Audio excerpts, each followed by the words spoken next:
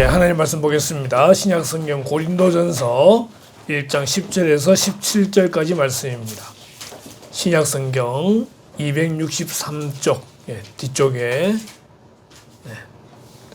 뒤쪽 263쪽 고린도전서 1장 10절에서 17절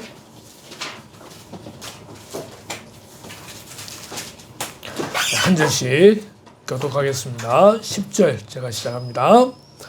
형제들아, 내가 우리 주 예수 그리스도의 이름으로 너희를 권하노니 모두가 같은 말을 하고 너희 가운데 분쟁이 없이 같은 마음과 같은 뜻으로 온전히 합하라. 내 형제들아, 글로의 집 편으로 너희에 대한 말이 내게 들리니 곧 너희 가운데 분쟁이 있다는 것이라.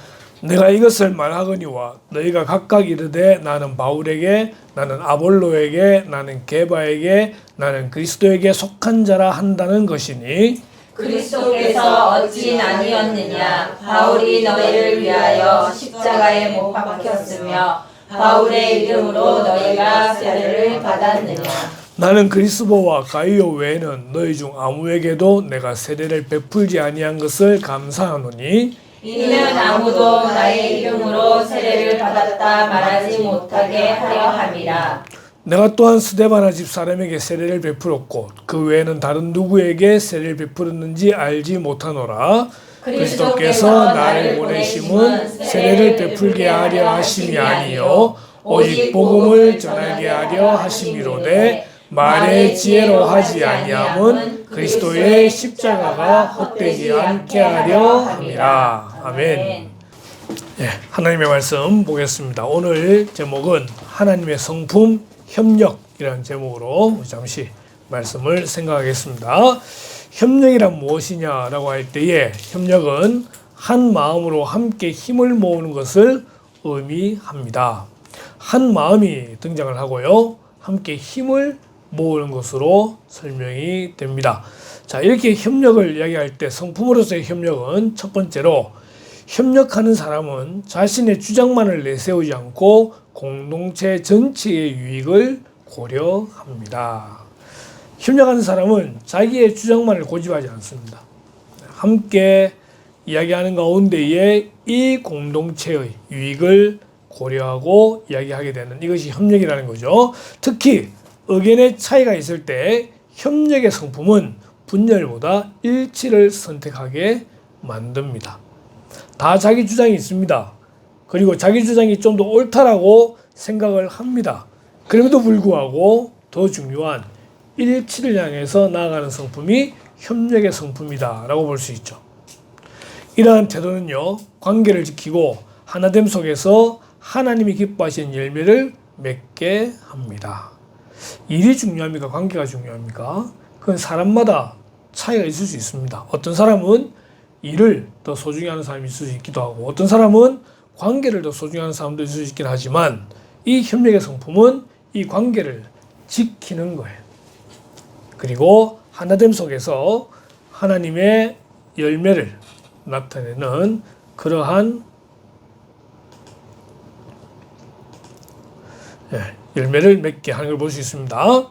자, 협력이라는 게 이제 이런 모습으로 되어져 있는데 이렇게 손을 잡은 이 사진을 올려놓은 이유는 한 가지 좀 아주 우픈 그런 이제 이야기를 하려고 하는 겁니다. 우리 한국 사람들이 외국에 나가게 되면은 믿음을 가지는 경우가 많습니다. 믿음을 가지는데 두 사람이 모이게 되면은 성경 공부를 한답니다. 그래서 두 사람 모이면 열심히 성경 공부하고 기도하고 해가지고 이제 또 새로운 한 명이 더 오게 되죠. 부흥되는 거잖아요. 세 사람이 모이면은 교회를 짓는답니다. 교회를 세우고 교회를 짓는답니다. 무슨 교회 딱 하잖아요. 그죠? 근데 네 명이 모이게 되잖아요. 2대2로 찢어진답니다. 이게 참 가슴 아픈 이야기긴 한데, 아픈 이야기긴 한데, 협력이라는 것은 숫자가 몇 명이 되든지 간에 더 잘 하나 되어지고 함께 공동체의 유익을 향해서 나아가는 게 협력이다라고 하는 겁니다. 그래서 오늘의 본문은 고린도 교회를 우리에게 설명해 줍니다. 자, 고린도 교회가 어떤 교회냐라고 할 때 사도 바울이 이렇게 이야기합니다.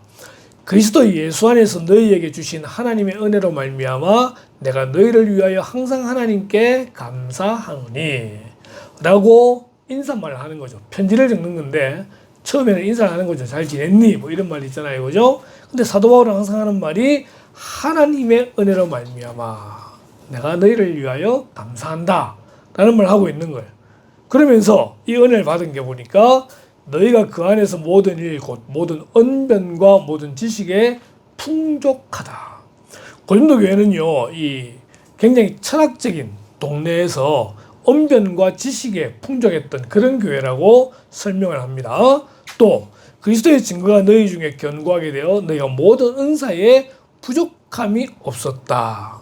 그래서 고린도 교회는 에베소 교회와 함께 은사를 이야기할 때 등장하는 교회입니다. 하나님의 많은 은사를 받은 교회, 그것이 고린도 교회입니다. 그러니까 언변과 지식에 풍족하고 은사를 받은 그런 많은 교회들 중에서도 특별히 그런 은혜를 받은 교회다라고 말을 할 수 있는데 그런 교회에게 사도 바울이 오늘 본문에서 권면을 하고 있습니다. 그 권면 내용이 이거죠. 우리 10절 같이 한번 읽어보겠습니다. 시작. 형제들아 내가 우리 주 예수 그리스도의 이름으로 너희를 권하노니 모두가 같은 말을 하고 너희 가운데 분쟁이 없이 같은 마음과 같은 뜻으로 온전히 합하라. 아멘. 같은 말을 하고 같은 마음과 같은 뜻을 품어라 라고 말하고 있습니다. 왜요? 그들 가운데 뭐가 있다? 분쟁이 있다. 많은 은혜를 받았는데도 불구하고 고린도 교회에 분쟁이 있더라고 하는 것입니다. 그래서 그 분쟁을 해결하기 위해서 같은 말을 하고 같은 마음을 품고 같은 뜻을 품으라 라고 말하는데 여기 보니까 온전히 합하라 라고 되어 있다는 거죠. 이 온전히 합하라는 말을 어떤 분이 이렇게 이야기합니다. 찢어진 그물을 깁는 것. 그물이 찢어지게 되면은 어부들은 고기를 잡기 위해서 그 그물을 깁는다고 그럽니다. 그 깁는 것처럼 온전히 합하라 라고 말을 하기도 하고 또 부족한 무엇을 채운다는 의미로 사용되기도 한다고 합니다. 그러니까 뭔가가 완전하지 않은 거예요. 처음에는 완전했는데 계속적으로 부족한 부분이 생기게 된 거예요.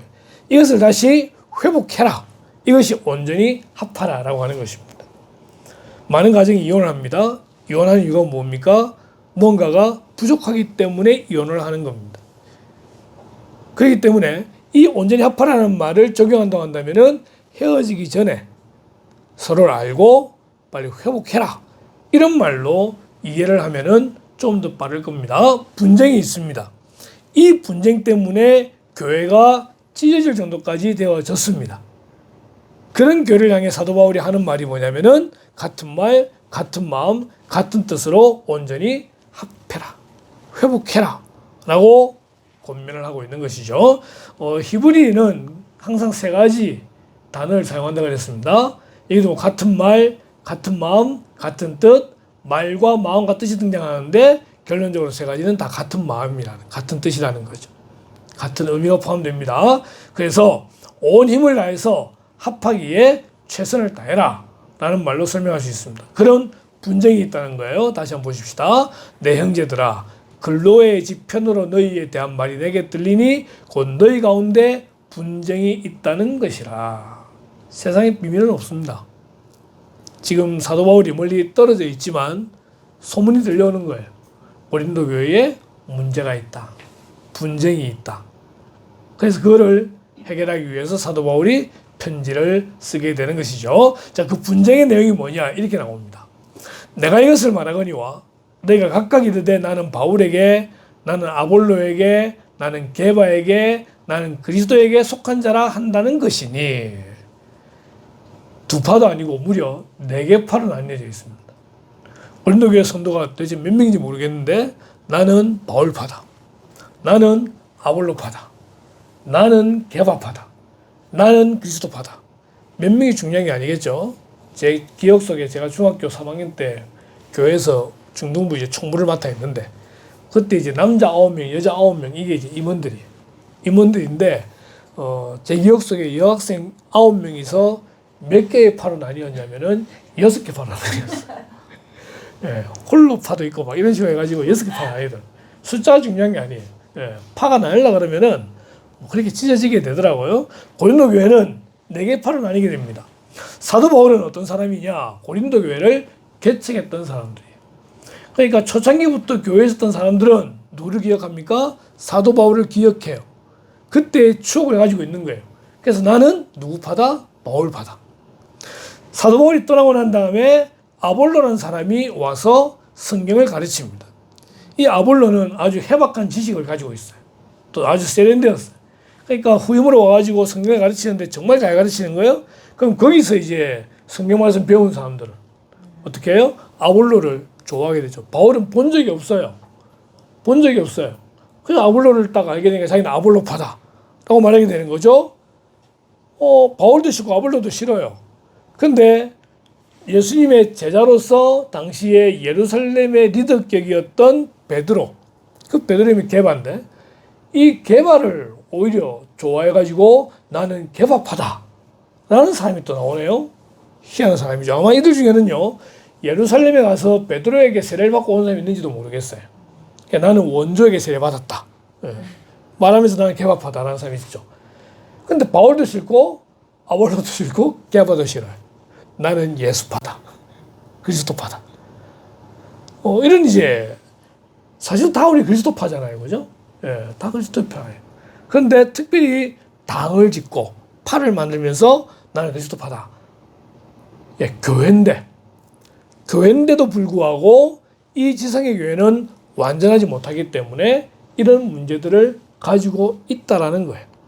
교회이기 때문에 외부에서 볼 때는 그러면 안 되겠다라고 생각을 하지만 교회 안에 있는 사람들의 마음들로 인해서 나뉘게 되는 경우가 있게 되는 것입니다. 자, 여기에 대해서 사도 바울이 변론을 합니다. 그리스도께서 어찌 나뉘었느냐? 바울이 너희를 위하여 십자가에 못 박혔으며 바울의 이름으로 너희가 세례를 받았느냐? 아니라는 거예요. 아니라는 거예요.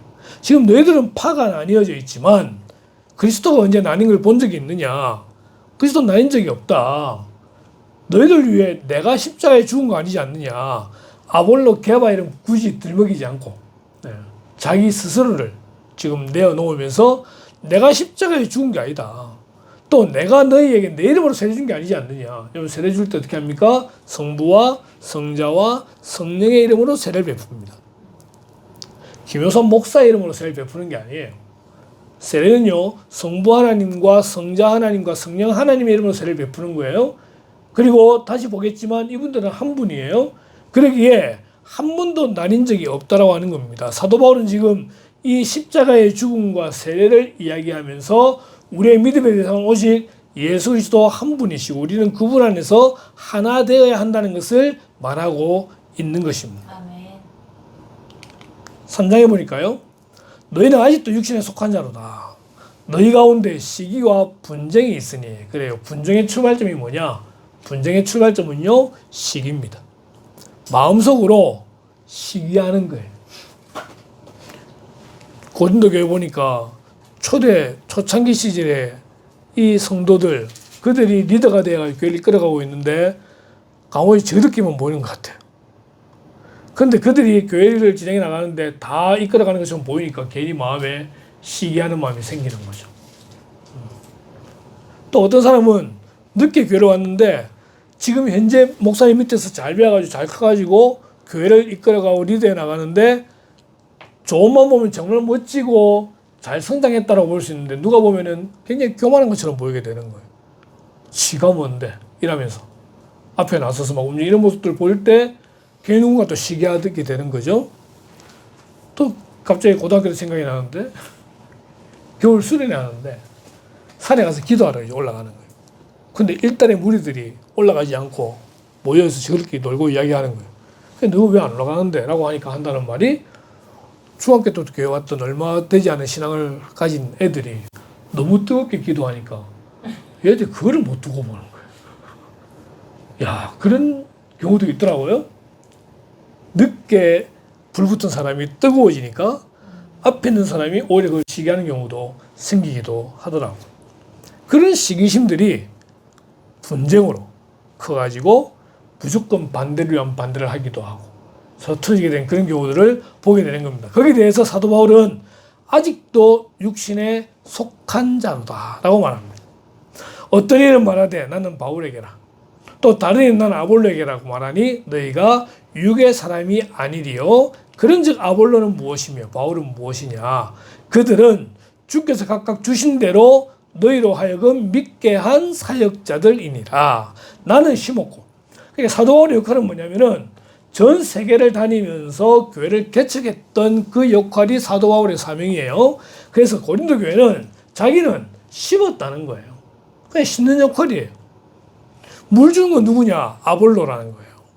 나와 아볼로가 다른 사람이 아니라 나는 심은 사람이고 아볼로는 물을 주게 했지만 자라게 하신 거는 하나님이 하셨다는 거예요. 하나님이 세우신 사역자들이지 그 사역자들 두고 편가르기 하지 말라는 거예요. 하지 마라. 조금 더 부정적인 어떤 한 부분을 본다면은 한 교회에 담임 목사 은퇴를 하고 새로운 목사가 오시게 됩니다.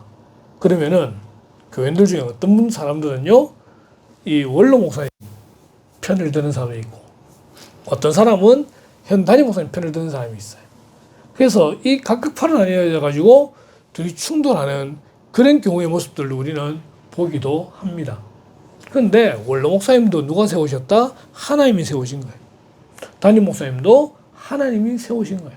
그게 하나님이 세우신 분이시고 그때 그 시기에 그 교회를 맡기셨다는 것만 기억하고 함께 협력해 나가는 게 중요한데 이게 잘못된 방향으로 가게 되면 그것이 분쟁이 되어지고 싸움이 되고 다툼이 되게 되더라는 것입니다.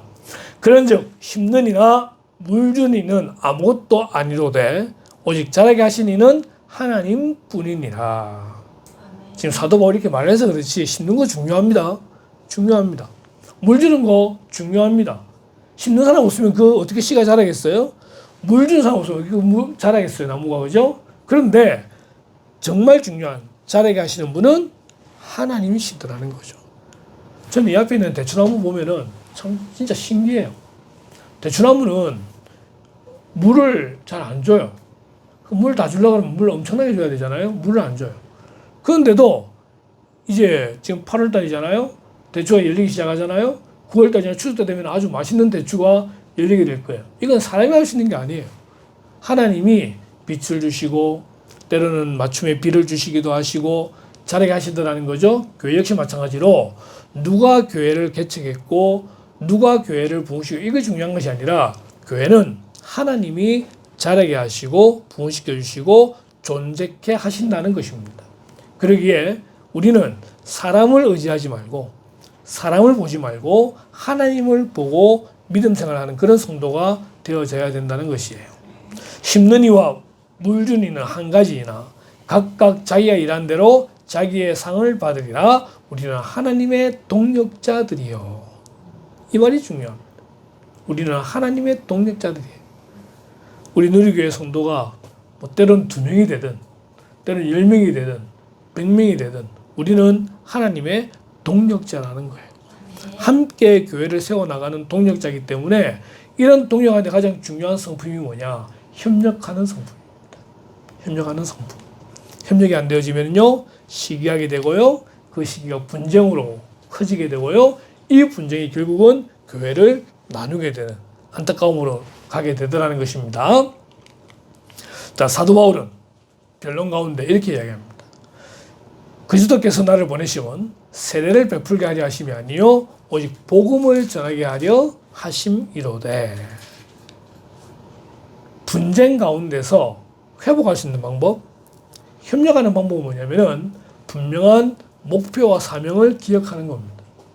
사도 바울이 고린도 교회를 세운 목적은 분명합니다. 그것은 복음을 전하게 하는 거예요. 세례 많이 주고 성도가 많아지고 이게 중요한 것이 아니고 그 교회로 하여금 복음을 전하는 사명에 초점 맞추도록 하는 것이 사도 바울의 사명이었다는 거거든요. 이 사명에 집중하게 될 때 교회가 분쟁하지 아니하고 하나로 나아갈 수 있다라고 하는 것입니다. 그래서 교회는요 사명이 있어야 되고요. 교회는요 비전이 있어야 되는 겁니다. 그 비전을 향해 함께 마음을 모두 달려가게 될 때에 다른 거 신경 안 쓰게 되는 거예요. 비전이 없고 사명이 없으면은 다른 생각해요. 그 다른 생각이 뭡니까? 다른 사람 비교하고 때로는 목사 흉보고 또 다른 성도 흉보고 그래가지고 그냥 교회가 깨지게 되는 거잖아요. 사탄은요, 우리의 마음을 노립니다. 그 마음속에 하나님 주시는 평안 말고 또 다른 평안의 그런 게으름을 줘가지고 사람으로 하여금 이 비방하는 말을 하게 만들고 분쟁하게 만들고 나뉘게 만들어가지고 교회를 깨는 것이 사탄의 목적이에요.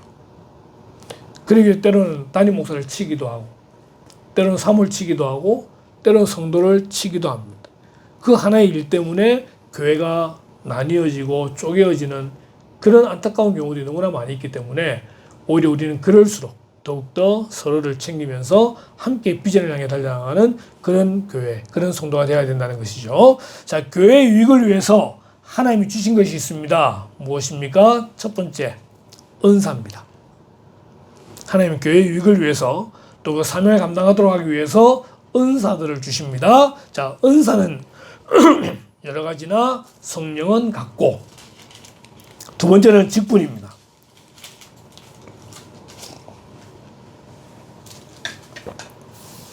직분은 여러 가지나 주는 같으며 세 번째, 또 사역은 여러 가지나 모든 것을 모든 사람 가운데서 이루시는 하나님은 같으니 하나님이 교회의 유익을 위해서 은사를 주십니다.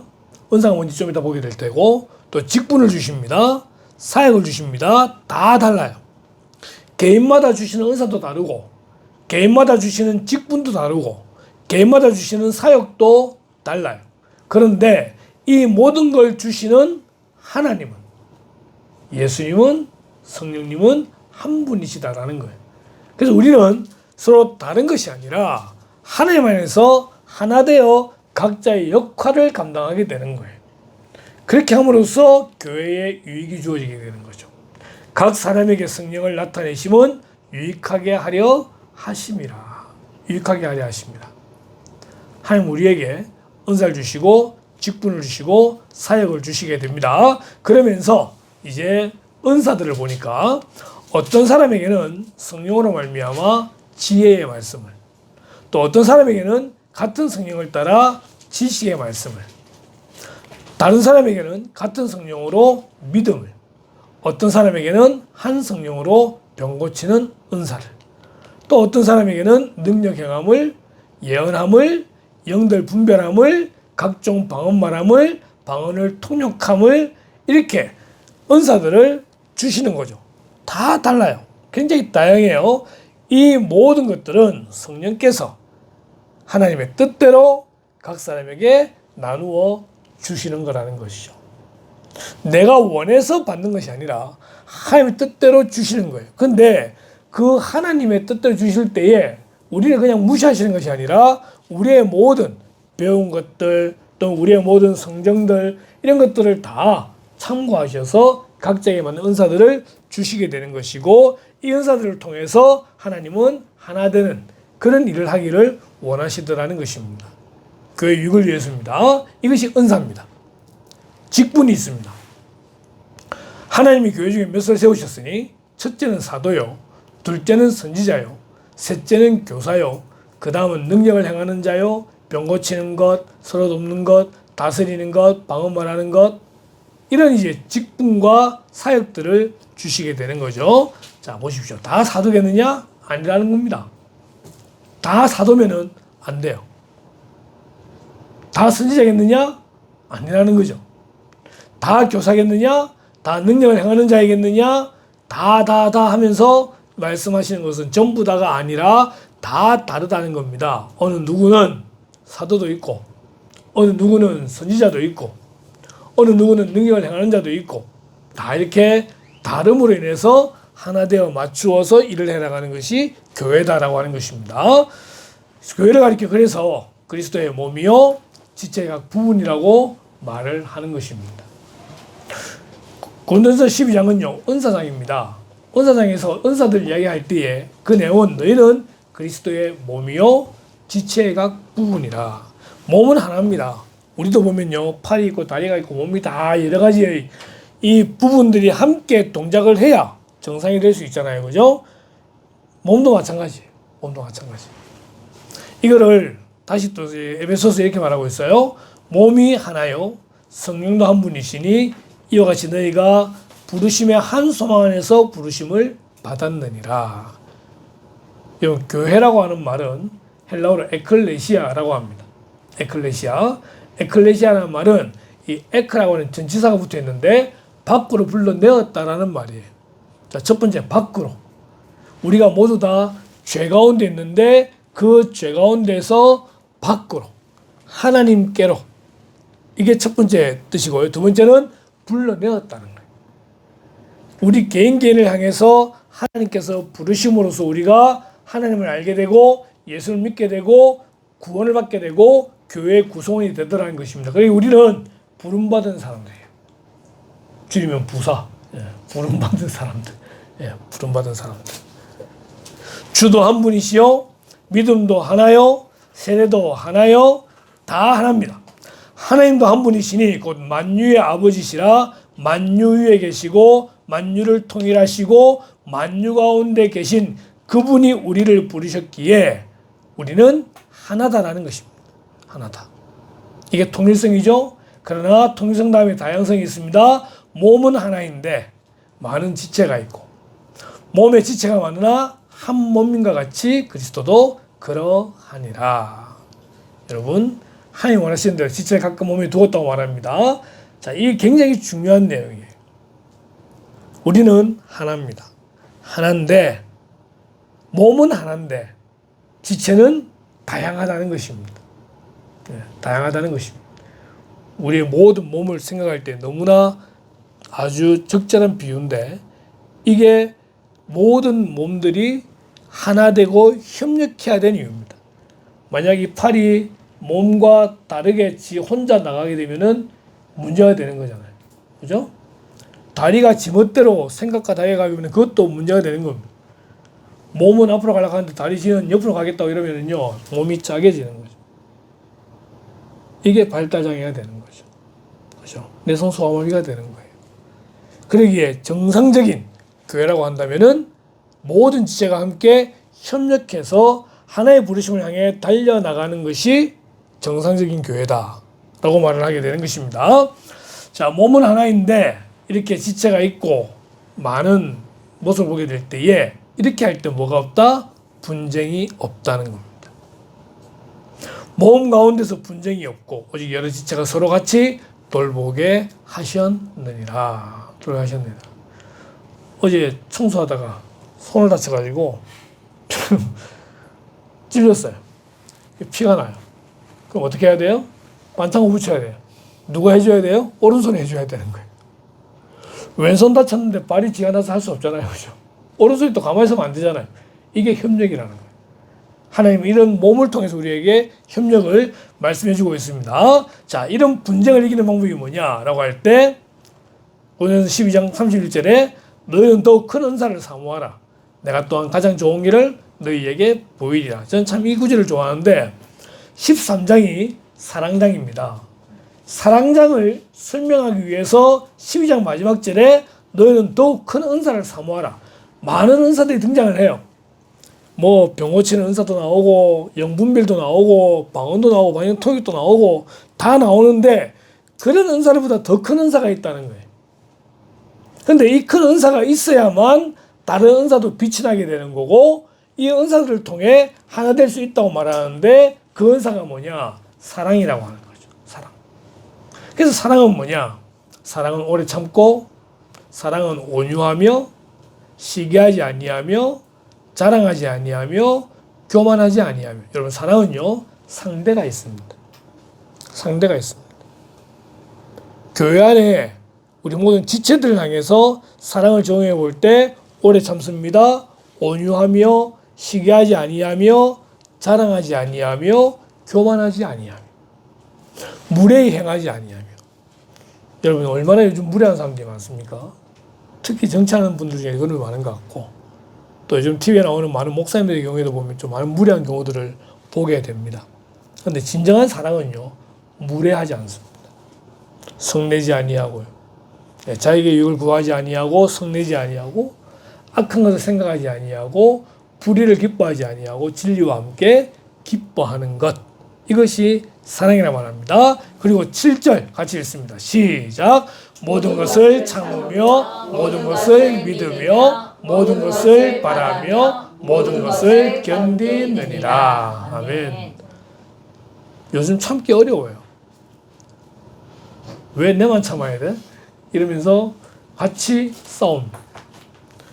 믿음이 사라진 시대가 되었습니다. 서로를 향하여 불신하는 그런 모습들이 보이고요. 더 이상 바라지 않습니다. 되도 않을 일 바라지도 말고 현재 충실하자 이런 견디는 게 싫습니다. 사랑이 사라지고 있는 그런 시대입니다. 교회 안에 분쟁이 없이 협력하기 위해서는 뭐 해야 되느냐? 사랑해야 됩니다. 사랑해야 됩니다. 근데 이 사랑이 정말 쉽지 않더라는 거죠. 그죠? 이 사랑을 누가 주셔야 되느냐? 하나님이 주셔야 되는 거죠. 바른 협력을 위해서 오늘 사도 바울은 말합니다. 같은 말을 하고 같은 마음을 품고 같은 뜻으로. 그래서 교회에서 한 담임 목사의 강론을 같이 듣고 같은 방향 나가는 게 정말 중요합니다. 말씀을 함께 들을 때 같은 생각을 할 수 있어요. 같은 뜻을 품을 수 있어요. 신앙생활 한동안 하면서 교회 예배 잘 안 드리고 그건 신앙생활 잘하는 게 아니에요. 담임 목사의 메시지를 통해서 모든 교회가 함께 달려나갈 수 있도록 하는 그런 제대된 방향성을 가지고 같은 말을 하고 같은 마음을 품고 같은 뜻을 품을 때 우리는 바른 협력이 가능합니다. 그리고 두 번째로 아까 말씀드린 대로 분명한 사명을 가지고 있어야 돼요. 복음을 전하는 이 사명에 함께 마음을 모두어 갈 때에 교회가 분쟁하지 아니하고 협력할 수 있다는 거예요. 여러분 이 일을 위해서는 뭐가 필요합니까? 복음을 전하려고 그러면은 사람이 필요합니다. 전하는 사람. 때로는 물질이 필요하기도 합니다. 필요한 어떤 전도용품 이런 것들을 되려고 그러면요. 그것도 필요하기도 하죠. 어떤 사람은 차를 태워다 줘야 되기도 합니다. 여러 가지 다양한 그런 일에 있어서 함께 딱 목표를 정하고 있을 때에 그게 서로 협력할 수 있게 되더라고 하는 것입니다. 에베소 4장에는요. 이렇게 되어 있습니다. 이는 성도를 온전하게 하여 봉사의 일을 하게 하며 그리스도의 몸을 세우려 하심이라. 온전이라는 말. 우리 성도를 온전하게 한다라고 되어져 있습니다. 처음에 잘 몰랐어요. 서면에 있는 온종합병원의 온자가 따뜻할 온자인 줄 알았는데 알고 보니까 온전할 온자라고 말을 합니다. 사람을 온전하게 세우는 그러한 야곱의 경우를 생각했다 그러시던데 그 원장님이 온전하게 봉사일을 해서 그리스도의 몸을 세우는 것입니다. 우리가 협력해야 되는 이유는 뭡니까? 그리스도의 몸을 바르게 세우는 것입니다. 이 일을 위해서 성령이 하나 되게 하신 것을 힘써 지키라고 말합니다. 그러므로 주 안에서 갇힌 내가 너희를 권하노니 너희가 부르심을 받은 일에 합당하게 행하여 모든 겸손과 온유로 하고 오래 참음으로 사랑 가운데서 서로 용납하고 평안에 맺는 줄로 성령이 하나 되게 하신 것을 힘써 지키라. 협력은요, 힘써 지켜야 되는 과제예요. 하나님 주시는 그 성품을 통해서 우리가 피스메이커가 돼야 되지 트러블 메이커가 돼서는 안 된다는 것입니다. 트러블 메이커는 항상 갈라놓습니다. 트러블 메이커는 항상 찢어놓습니다. 분리시킵니다. 그러나 피스메이커는 때로는 자신의 헌신과 희생을 통해서 서로 하나 되게 만들고 협력하게 만들더라는 것이죠. 우리는 이 협력의 성품을 통해서 하나 되게 하시는 힘쓰게 해야 된다는 것입니다. 갈라디아서 5장 22절에 오직 성령의 열매는 첫 번째가 뭐죠? 사랑과 성령의 열매입니다. 그래서 우리는 이 사랑을 위해서 기도해야 돼요. 때로는 교회 안 좋은 모습을 보인다고 할 때 뭐 해야 됩니까? 기도해야 됩니다. 때로는 교회 공동체원의 안 좋은 모습 보일 때 뭐 해야 됩니까? 기도해야 됩니다. 우리는 기도보다 뭐 하기 좋아하냐면은 말로 떠들기를 좋아합니다. 내가 들었는데 그 권사가 그 집사가 이렇더래. 말하기 시작하면은요 정말 신나게 이야기합니다. 남는 거 뭐가 있느냐? 아무것도 없습니다. 그게 교회를 깨는 거예요. 오히려 위에서 기도해주고 협력하는 모습이 될 때 우리는 하나 되게 되거니와 하나님의 몸이 세워지게 되는 것이죠. 협력의 목표가 있습니다. 그에게서 온몸이 각 마디를 통하여 도움을 받음으로 연결되고 결합되어 각 지체의 분량들을 역사하여 그 몸을 자라게 하며 사랑 안에서 스스로 세우느니라. 신앙생활은 자라는 거예요. 자라는 거예요. 신앙생활 자라야 돼. 우리의 신앙이 1년 1년 자라가야 되는데 누군 자라고 누구는 머무르고 이러면 안 돼요. 같이 자라야 되는 거예요. 같이 자라야 돼요. 우리가 함께 가야 되는 거죠. 더디더라도 함께 가는 게 중요합니다. 그런데 우리는 어떤 마음이 있어요? 내가 더 앞서 나가겠다 라는 마음을 가지고 있기도 하거니와 또 내가 잘하니까 내가 드러나야 되니까 이런 마음을 가지게 되는 수도 있기도 합니다. 이런 게 순간순간 올라와요. 저건 내가 잘하는 건데 잘하는 거 알아요. 거기가 맡으면은 충분히 잘할 거예요. 근데 혼자가 아니라 같이 잘해야 되는데 자기만 앞서가려고 하는 거죠. 이건 저를 두고 하는 말입니다. 일할 때 그런 경우가 참 많아요. 같이 자라가야 되는데 신앙은요 함께 자라가야 되는 거예요. 그래서 필요한 성품이 뭐예요? 협력이에요. 협력. 함께 말씀을 배우고 함께 말씀을 나누고 함께 돌아보는 가운데 함께 성장하는 그것이 협력이에요. 우리 협력의 목표가 분명합니다. 각마디를 통하여 도움을 받음으로 때로는 도움을 받기도 하고 때로는 도움을 주기도 하고 힘들고 어려움이 있을 때 뭐 해야 됩니까? 기도 제목을 나누고 함께 기도해야 돼요. 가정을 위해서 기도하고요. 자신을 위해서 기도해야 되고요. 함께 기도하게 될 때 우리가 함께 자라가게 되더라는 것입니다. 우리가 이런 아름다운 협력을 통해서 정말 함께 자라가는 그러한 교회가 되기를 주님의 이름으로 축원합니다. 오늘 본문의 말씀 보니까요. 이런 요절이 있어요. 보라 형제가 연합하여 동거하며 어찌 그리 선하고 아름다운고. 오늘 요절이거든요. 형제가 연합하여 동거하며 어찌 그리 선하고 아름다운고. 어제 택시를 타고 가는데 뒤에 손님들이 앉으셔서 이야기를 나누시는데 느낌의 교회 다니시는 것 같아요. 미국에 계신 분들인데 뭐 달라스가 어떻고 막 이야기 쭉 나오다가 갑자기 형제가 이렇게 나오더라고요. 아 교회 다니시는구나. 교회 다니시는. 예. 교회에 형제란 말은 이 형제자매란 말이 교회에서 사용되는 말인 거잖아요, 그죠? 가족이에요, 가족. 서로 연합하고 동거하는 그런 모습들 협력이에요. 그 모습이 하나님 보시기에 가장 아름다운 모습이라는 것입니다. 우리 누리교회가 이렇게 서로를 돌아보며 협력하는 가운데에 하나님의 기쁨이 되어지고 또 그로 인해서 우리의 힘든 것들이 잘 해결되어지는 그런 은혜가 있길 바랍니다. 예, 슬픔을 둘이 나누면 어떻게 된다? 많이 된다. 기쁨을 둘이 나누면은 2배가 된다. 쪽팔림을 둘이 같이 나누게 되면은 완전히 사라진다. 네, 그런 말이 있습니다. 하나님의 기쁨이 되는 저와 여러분 되기를 주님으로 축원합니다. 기도하겠습니다. 하나님 고린도 교회 모습을 봅니다. 많은 은사를 받고 은혜를 받았지만은 서로 팔을 나뉘어서 싸우는 관계로 사도 바울의 권면을 받게 되는데 우리는 많은 은사를 받았지만 그리스도 안에서 한 몸인 것을 기억하고 서로가 서로를 돌보는 그런 공동체임을 기억하며 협력한 아름다운 저희들 될 수 있도록 인도하여 주시기를 원합니다. 우리 마음속에 있는 모든 시기하는 마음, 질투하는 마음 다 벗어버리게 하시고 온전히 사랑하는 마음으로 서로를 돌아보는 가운데 위하여 기도하고 격려하며 아껴주는 그런 공동체가 되므로 말미암아 하나님을 향하여 함께 성장해 나가는 그런 아름다운 공동체 될 수 있도록 인도하여 주시기를 원합니다. 순간순간 우리 자신이 드러나려고 합니다. 순간순간 내가 아는 것들을 나타내려고 합니다. 하나님 교만한 마음 벗어버리게 하시고 온전히 예수님을 닮아 겸손해지게 하시길 원하오며 우리 서로의 협력하는 그런 아름다운 공동체가 되어서 주의 말씀을 전하는 복음의 그런 사역을 감당하는 아름다운 교회 될 수 있도록 인도하여 주시옵소서. 예수님의 이름으로 기도드리옵나이다. 아멘.